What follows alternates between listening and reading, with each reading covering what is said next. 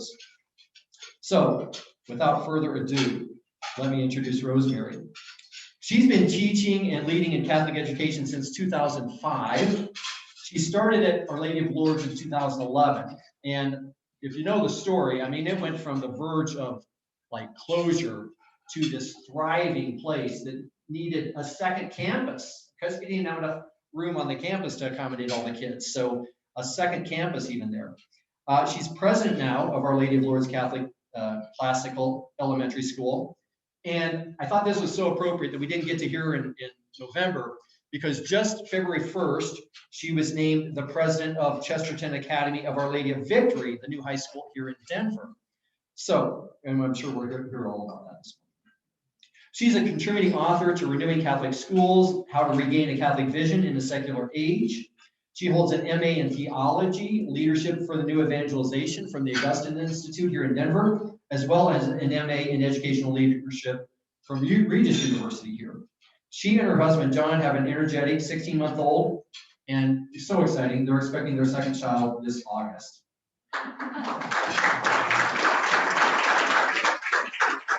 She was, so the Augustine Institute, I know we all know and love the Augustine Institute. We just talked about her having an MA from them.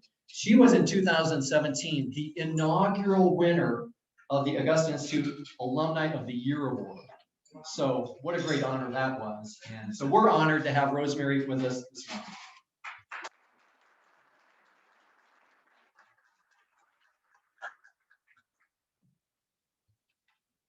Thank you, Deacon. It's really an honor to be here. And I'm at the point in my pregnancy where I just feel like I ate a lot of Chipotle. I'm not like really pregnant yet. I just kind of have a little belly. So anyway, it's a fun time, but we're so excited to be expecting. And Deacon Steve said I could talk about whatever I wanted. So I thought I would just talk about my beautiful son, Simon, for 30 minutes, but I'll rein it in and talk about education. I'm really grateful to the Catholic Foundation, their support for Our Lady of Lourdes and Catholic education in general over my time in the Archdiocese has just been huge. And the miracles that come when you are trying to work in Catholic education where the money is tight, it's amazing how many Mother Angelica moments we have where it's like, okay, Lord, send the TV, send the satellite. And sure enough, the check would come down. There were moments at Lourdes when we were not sure how we were going to make payroll, and without fail, a donor would walk in and say, here's a check. Those were early on in the years. Thankfully, we've had growth in our enrollment and have a wonderful story to tell, which is always encouraging. And I hope that this is the beginning of renewal across the country. I want to talk about today just the two experiences in education I have had and how that has informed and guided my leadership, because it really has been the Holy Spirit. I am not a product of classical education. I went to grade school here in Denver, to Catholic school, went to public high school, went on to Franciscan University. And all through my schooling years, I was a pretty good student, you know, A's and B's, had no problem staying focused and getting the work done. And I always knew I wanted to become a teacher. I loved my Catholic grade school. I thought, okay, Lord, I will come back and be the best Catholic school teacher I can be. So after I graduated from Franciscan, I returned to Denver and started teaching. And it was really this most fulfilling thing that a young college graduate could hope for, just complete service to God. And luckily I could live with my parents, because you don't make a lot of money as a Catholic school teacher. So it was great to live with my family and just have this beautiful experience of, this is what God is calling me to do. I felt like that was a bit of a honeymoon phase, because as I got more involved and invested into the formation of these children, you know, I was coaching basketball, I was there all the hours I could be. I was single, I had nothing else to do. So I could really invest in these kids where I was teaching. And the more invested I got, the more I began to realize we're lacking. We are seeing these graduates from Catholic schools, and many of them do not continue to practice their faith. Not only that, often they leave hating their faith and really putting it in a place in their life of no return. I don't want this. And I couldn't have articulated that in my 7 years of teaching, but every year I kept teaching, I just kept seeing, what are we missing? We have these well-intentioned teachers. I was certainly 100% on mission and trying to give them this education. And for some reason, it was falling flat. So I really began to struggle, and unfortunately kind of became disenchanted with my vocation and just kind of thought, maybe I should just go work at Starbucks and make double what I'm making here and move out, and kind of, and so I really was wrestling. And so at that time, thankfully, the Augustine Institute existed and I could go there and meet like-minded people and have good mentorship and formation from people that really took their faith seriously, not only in their vocation, but investing in my vocation. So that's really what saved me from just jumping ship completely in Catholic education. At that time, as Deacon Steve mentioned, Our Lady of Lourdes was down to 90 kids. They were on the verge of closing, and I was on the verge of shutting down too. So, I mean, it was kind of the perfect storm. And within a week, I had 4 very influential men who I looked up to for guidance say to me, you should really think about going into Catholic leadership.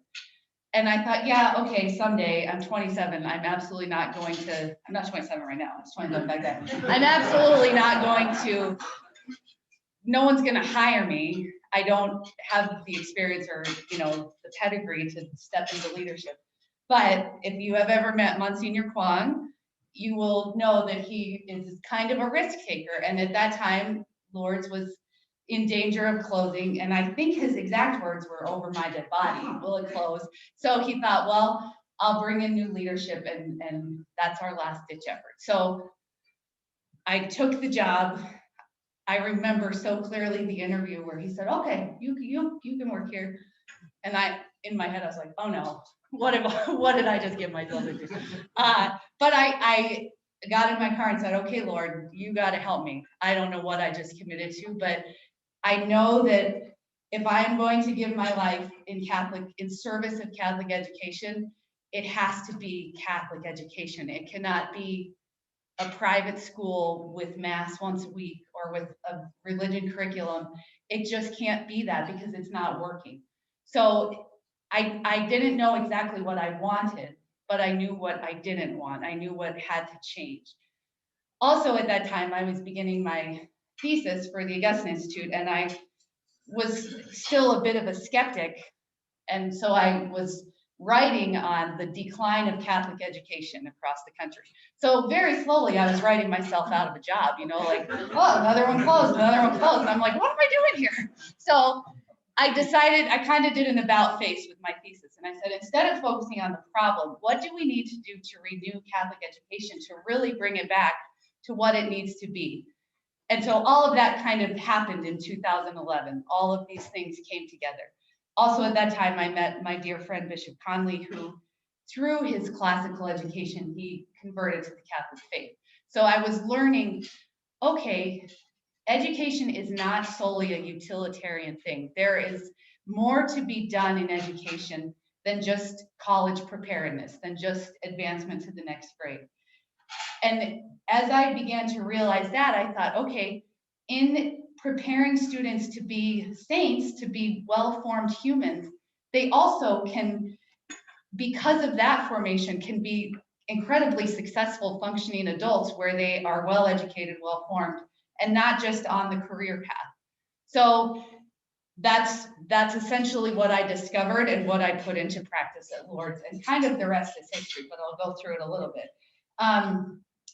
One of the biggest things that I realized, and like I said, I am not classically trained, but one of the biggest things I realized was you cannot, it is a very hard thing to teach the Catholic faith in a educational philosophy that was created to keep God out, which secular education was in fact created to do that. I didn't know this at the time. I've since done a lot of research, but John Dewey, who is the father of modern education, was an atheist. He wanted God removed from education. He wanted the families out of education, and he wanted to take education, make it a product of the state, and make children products of the state and put them in the workforce.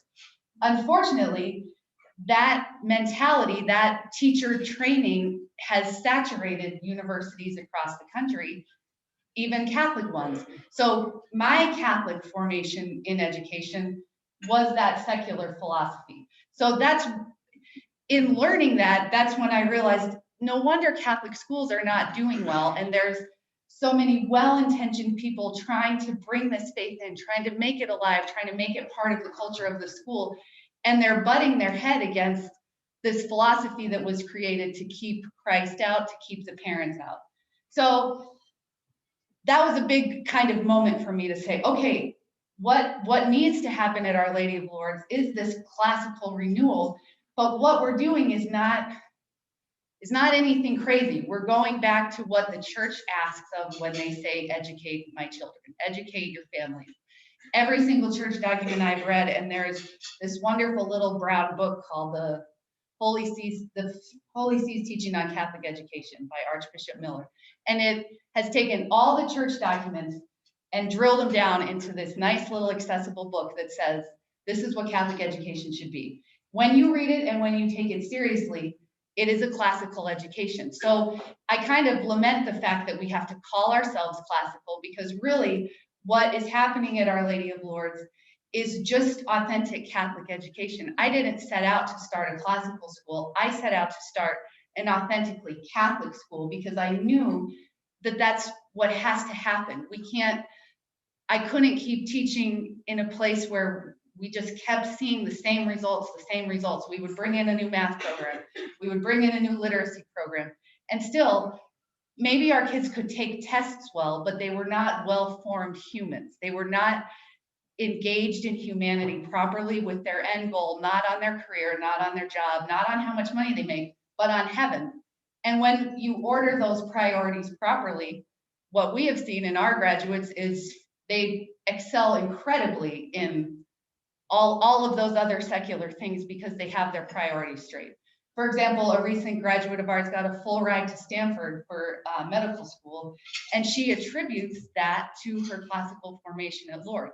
And I mean, she went on to high school and she came back and spoke at our gala a couple years ago and said, what I learned at Our Lady of Lourdes is what gave me the desire to want to keep learning. And that's really what we want in education. I think that all of us here could agree with that. Another thing that I have realized is, you know, I've heard this, and now that I have children, I believe it to be even more true. You always want to give the next generation more than what you got. And so that's been something I've kind of wrestled with, because for a while I was pretty defensive. Like, I am well educated, you know, I went to Franciscan and I have all these degrees. But really, at the end of the day, I have been educated in a way that has taught me to take tests. I got great grades, but really when someone says, what'd you learn in high school? What'd you learn in middle school? I don't remember. I don't remember a desire to want to learn. I remember sleeping through history class, social studies class. I remember like waking up, drool down my face, you know, really embarrassed by the teacher calling me out on it. And I still got an A. I still could find the bold-faced words, answer the questions, and was fine. It mattered little my engagement level. Now, that could have just been me and my bad habits as a student, but I think that's a lot of the experience of many people who have had this kind of education is we don't really embody what we're learning. We take the textbook, we learn what we have to learn, and we regurgitate it onto a test, and then we move on with our life. Monday, we start a new chapter, do it all over again. And that really was that was something that as I was teaching, one student asked me, Miss Anderson, why do we need to know this? Why do we need to learn about the Revolutionary War? And without even thinking, my answer was, so you can go to high school. And I was like, darn it, that is not why I'm in education. So I say all that because I think there is sometimes, and with me, even a defensiveness of this education that we have received. And when you bring in new ideas, people often say, well, I didn't learn Latin, I didn't learn poetry. Like, what is the point of these things? Which is a fair question because it's new to us, but really the desire and the docility of we who have children should be We need to give our kids more than what we got. And unfortunately, I think many of us were gypped in our education. I certainly was. So let's talk a little bit about classical education. The term can certainly be misunderstood and misinterpreted often. I think the biggest critique of classical education, well, I think there's two. One of them is, well, that's only for, this elite crowd, this crowd of people that can study Latin and Greek and spend all their time with their nose in a book. So I think that's one misunderstanding of classical education. The second one is, well, that's great. They're going to be really good at literature and poetry, but do they know how to add? Do they know numbers? So there's two critiques that I have felt, particularly at Lourdes and now at Our Lady of Victory, of people coming with just this fear saying, I want to invest in this, I want the Catholicity, but how do I know my kids will be prepared? So I'll just talk briefly about those two things. The first mischaracterization of classical education is that it's for this elite group of people. What Our Lady of Lourdes was modeled after is a school out in Hyattsville, Maryland called St. Jerome's Academy, which is an inner city school. The demographics are incredibly varied. The economy of the students is very low, and the students are thriving. Their principal just called me and said, we need to open a second campus. Can you coach me through that? So this type of education is not for a certain crowd. It is for humanity. And the reason we know that to be true is because if you go back and read church documents, it doesn't say, offer this kind of education in this neighborhood, offer this kind of education in this neighborhood, and then somehow we'll all make it work. The church says, educate with a Catholic worldview, educate students to want to become saints, give them the tools to succeed in life. Every single child deserves that. And we have to readjust our paradigm to say, because this student comes from this neighborhood, they can't possibly learn Latin. That's a mischaracterization completely. And the students I have experienced who have come in from inner city schools or what have you, they're the ones that are eating this up and are so excited because they're like, oh, I had no idea I could experience this. And it's just an incredible freedom for students to experience this regardless of their economic or socioeconomic background. So that's the first thing I think we need to think about when you think about classical education. Like I said earlier, my goal would be that we don't have to call it classical, that we could just call it Catholic, because really, when you are wanting to pass on the faith, the best way to do it is through this integration of the culture, where every single class leads you to truth, leads you to Christ. Not just religion class, from 8:30 to 8:45, or 8 to 8:45 in the morning. You should be able to find Christ, the truth, in every lesson. So, okay, that's the first thing. Second thing is the science and math component.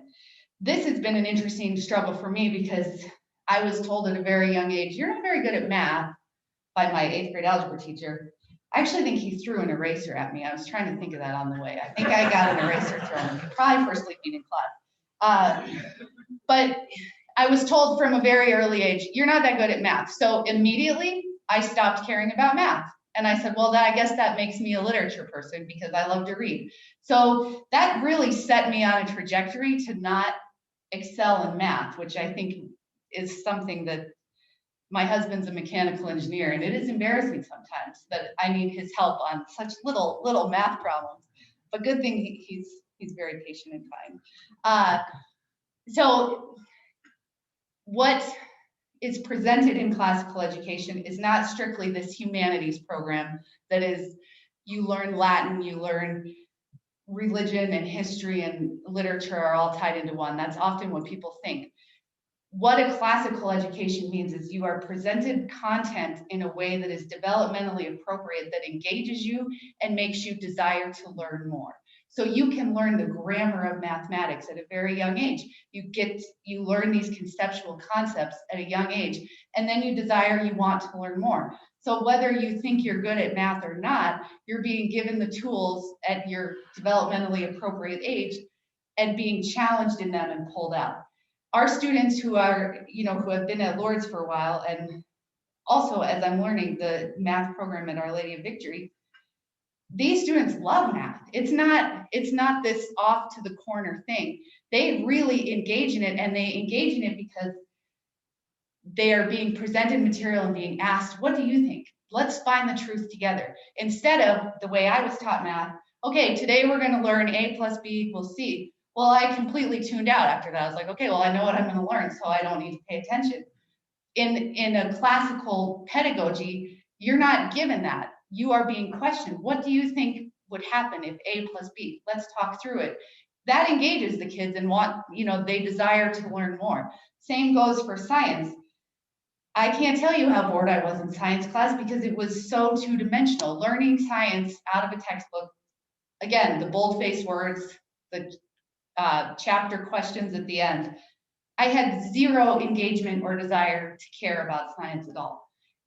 In a classical model, science is presented as something that is, first of all, you observe reality around you and you learn from it what science is. Second of all, it is not something that is two-dimensional. It's something that affects your daily life. If you look at the stars and wonder about them and see the geometry, you are excited about it. So, I mean, there is so much wonder to be had in classical education, and again, in Catholic education in general, that we have this great gift and this great challenge of renewing it. Okay, so I just have a couple things left to say in closing. The characteristics that I have seen at Lourdes, which have really, I think, prompted our success and attracted these incredible, amazing families who want this. Number one, our commitment to the faith. Classical is very second. The first thing we said is we are a Catholic school. What does that mean? We go to daily mass. We pray before class. It's not this regimented drill that is put on the kids. It is an invitation. You can experience a relationship with Christ, whether you're 3 years old, whether you're 7, or whether you're 13, 15, whatever. When you present it in that fashion, the kids want that. When they see their teachers praying at mass, when they see them receiving Holy Communion, they say, that's what I want. It's not this off to the side thing that you encounter once a week. It's something that is a living, breathing part of every day. How we are able to do that is because we have this classical pedagogy where integration is the key.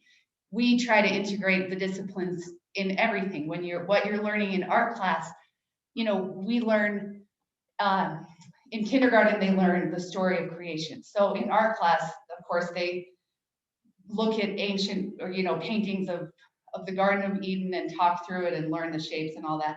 In music, they learn the instruments of the Old Testament and what those instruments do. So there's this beautiful integration where the kids are not simply saying, okay, I'm in math class, I'm only going to think about math. I'm in history class, I'm only going to think about history. There's this presentation of what I'm learning all flows together in this beautiful narrative of humanity, of Western civilization, humanity. So the integration is key to making this Catholic curriculum flow throughout and not simply be this side class.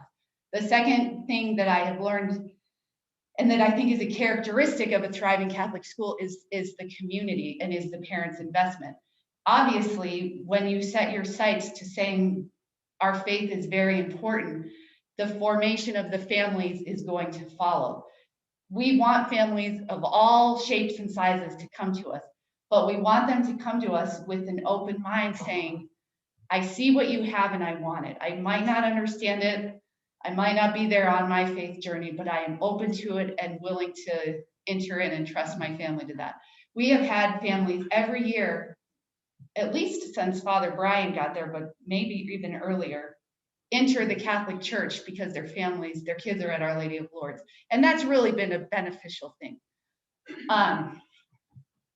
So I think the second thing is bringing in good families and wanting to form them. There is this fear that, well, Lourdes is growing and it's taking all the good families, from other Catholic schools. I don't think that's true. I think there's a desire. Every single family wants their children to grow up and be raised well and practice their faith in some degree, wherever they're at in their faith journey. if we offer opportunities for family formation and partner with the families instead of say, okay, we'll do the education, you do the home life. The community that comes from this is absolutely incredible. And we have a parent here who can testify to that in the back. Okay, and then finally, the last thing, I've talked about the faith as the integration through the disciplines, but bringing it back just to the centrality of what the mission of Catholic education is. If you go back and read church documents, the mission of Catholic education is not Harvard, it's not college preparedness, it is to make men and women strive for sainthood, to strive for holiness. Of course, we want them to go on to college, of course, and they do. I mean, our kids are academically head and shoulders above their peers. But because our priority is Christ, the children leave there and understand that that must permeate their worldview.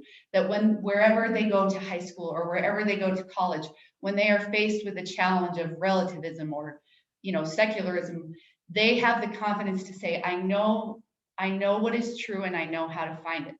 They also love the sacraments. We got a lot of grief when we started going to daily mass. We actually had some attrition. We lost students because some families said that's too much mass time. And what has happened in response to that, I think there was 35 kids who left, like the week before school when we announced that.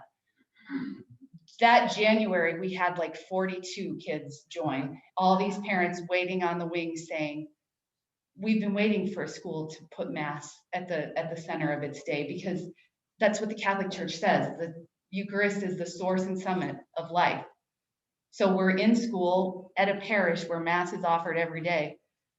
We're not teaching the kids proper priority if we are ignoring the fact that Christ is on the altar and it's not important. So the faith, that was my whole mission. I didn't really start out to have a classical school. I started out to have a Catholic school. And in doing that, the Lord has blessed us tremendously. We have 300 kids this year, K through 4 at our South Campus and preschool through 8 at our North Campus.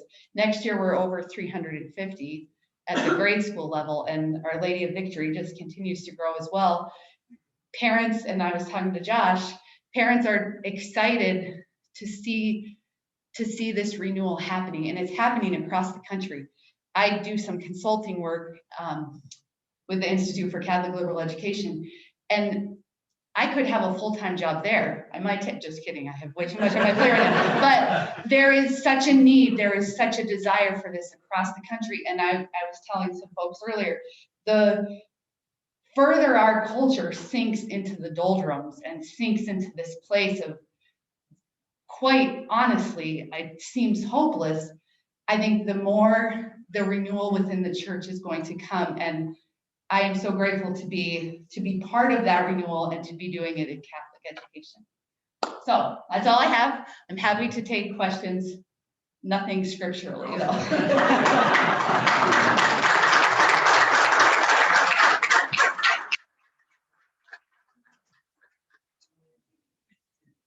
Yes. No, it's different. Okay, all right. Real question. Your real question. So I'm a product of Catholic education. I had 6 years of Latin. I can't speak it. I can't understand it. I can't read it. What's the relationship between what you're trying to do and the great. classical languages? That's a great question. So I'm questioning your student abilities if you don't have any. I think, so the reason we teach Latin and the reason we teach it so young is not only to learn the language of the church, that's a beautiful goal in and of itself, but Latin is proven to help your mind develop logically and to help you understand and write the English language better. So it's kind of like gymnasium for your brain, because as you learn to translate Latin, as you learn the different declensions, your brain develops in a way that is able to think more logically and more critically. The other great thing about teaching Latin starting in kindergarten is we have had students who test into Spanish, they're not being gypped of learning the other Romantic languages. they actually understand it better because it's the root of all the Romantic languages. So, yeah, I'm sorry you had a bad experience. Maybe it was because it wasn't a classical school. Yes, Sean. Yeah, I think Lourdes has benefited from passionate confidence that you have in the whole identity. Why is it that is not the norm for Catholic education as we see it today? In your experience, what kind of maybe led to Catholic schools to feel like there's a sense of diluted, Yeah. if you will? What kind of led to that? Well, I think I mentioned it. I think there's a natural defensiveness when you introduce a change. So when you go to someone, no matter what your job or career is, and say, look, for the last 35 years, it hasn't been great. People automatically sort of clamp up and say, don't, I didn't ask for your opinion, like back up. So I think that's part of it is the Catholic school system especially is saturated with very well-intentioned people who are trying so hard to bring Christ. They through their own formation have had to divorce the pedagogy, the educational philosophy from their faith. And that was my experience in teacher training college at Franciscan, which is a pretty Catholic place. I was still being trained in the philosophy of John Dewey, a humanist atheist, but being told also teach the faith. So it's like fitting a round peg in a square hole. It's something that many teachers feel and can work around in the classroom, but I think really it's a defensiveness. And I think also the lack of Catholic identity over the years that has happened in Catholic schools is a result of, parents not demanding better. Not to put it on parents, but I do think that's part of it. It was a bold move for me to say, we're doing it this way. I had plenty of enemies along the way. And that's, I don't relish that. I hate it when kids leave unhappy. But I also know that if I'm going to be in leadership and if God has commissioned me to do this, I can't fudge on that. I can't sell out and say, well, okay, we'll do Catholic identity, but we're also going to do this and this and this. So I don't know. And also, I think leadership is hard. Leadership is hard. And as I am learning, it's hard to want to go into Catholic leadership. You don't do it for the money. You don't do it because it's, an 8 to 5 job where you clock out. It's nonstop. So the desire isn't there because there isn't this passion yet. Hopefully there will be. Okay. Yes. Okay. Thank you.